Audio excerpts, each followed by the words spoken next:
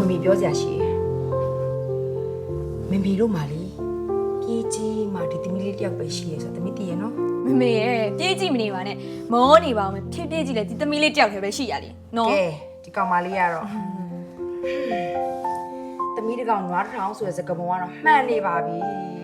မေသမီးတို့တကောင်တော့မပြောနဲ့နော်နွားနေနိုင်မမေတို့ရောဘာဖြစ်သွားမှာလဲ မွားမေလေးဒီကလေးလေးနော်ပြောလိကဲလေးပဲ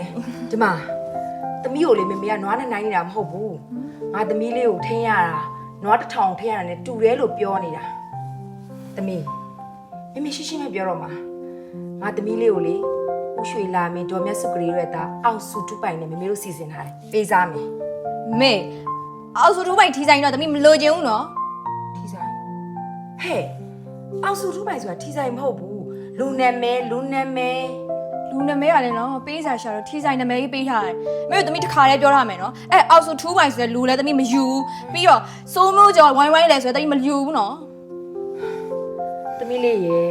ဟိုမေမေတို့လက်နဲ့ရေးတာတော့ချင်းနဲ့မဖြတ်ချင်ပါနဲ့သမီးရေဘယ်မိဘမဆိုလေဒါသမီးကိုစင်စီပြီးမြင်ရနာပဲမြင်ချင်တယ်စင်နေပြီးမြင်ကန်သွားတာတော့ဘယ်မိဘမှမမြင်ချင်ဘူး မမေတို့ကတော့လောက်ပြီနော်ရုပ်ရှင်ကားတွေကခင်မမိုးရဲ့အကွက်တွေကတော့ထုတ်သုံးနေပြန်ပြီ ဟဲ့